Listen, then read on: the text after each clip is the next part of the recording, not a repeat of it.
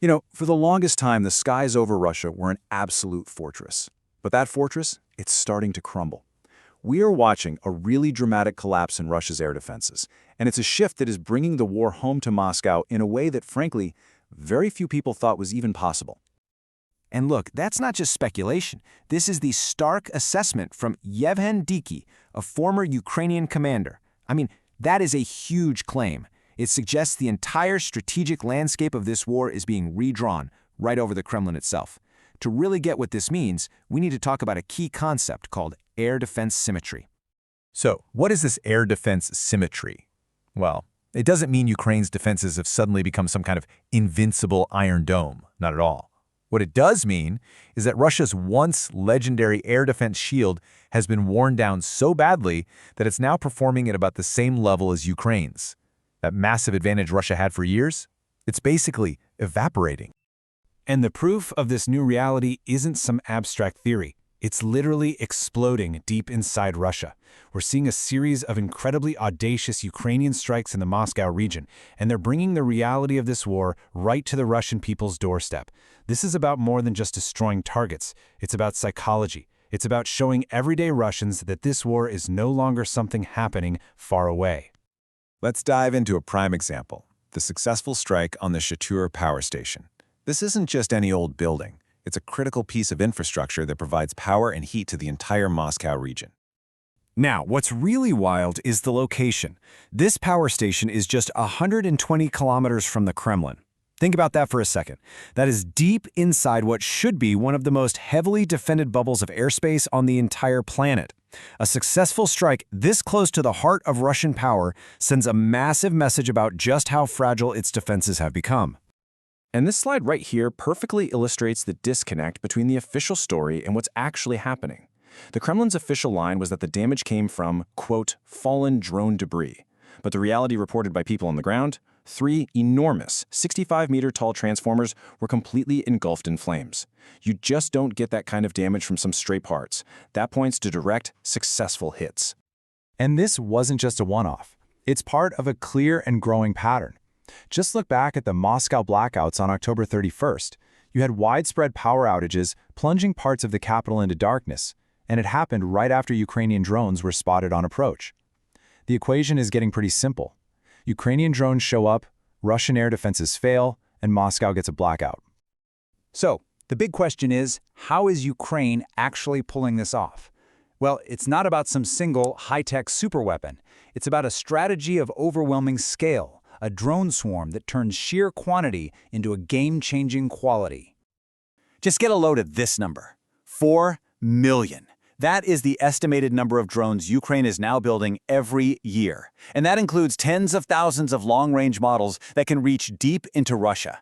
This has gone way beyond a cottage industry. This is a full-blown, war-winning industrial machine.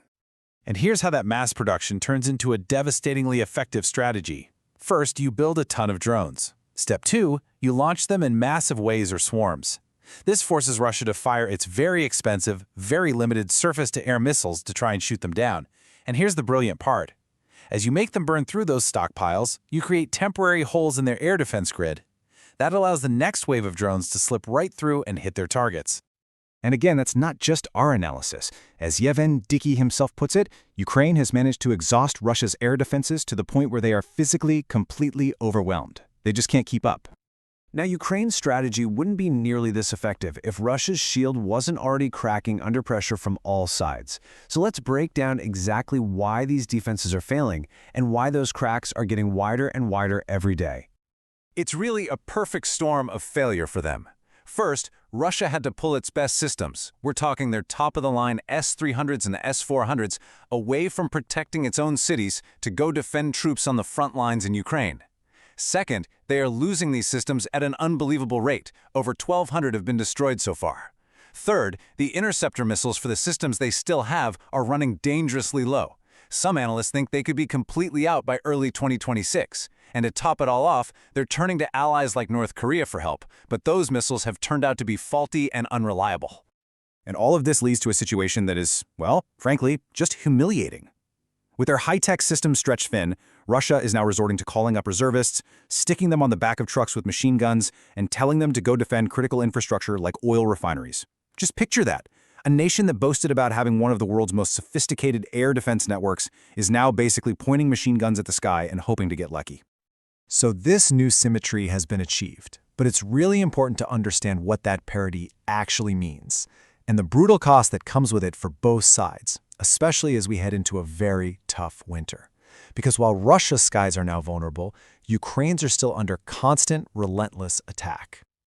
Okay, so this is the crucial takeaway right here. This new balance wasn't reached because Ukraine built up some impenetrable shield of its own. It was reached because Ukraine systematically tore down Russia's shield. In fact, Ukraine's own success rate at intercepting things has actually gone down as they face these overwhelming Russian attacks.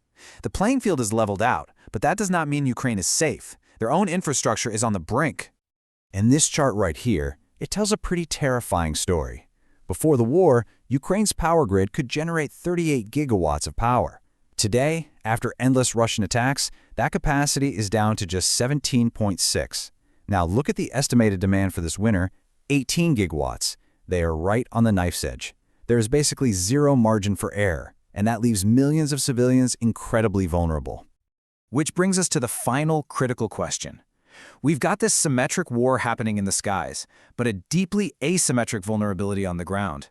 As Russia's air defense shield gets thinner and thinner, and Ukraine's power grid teeters on the absolute brink of collapse, the real question for this winter isn't about military hardware. It's about whose societal resolve is going to break first.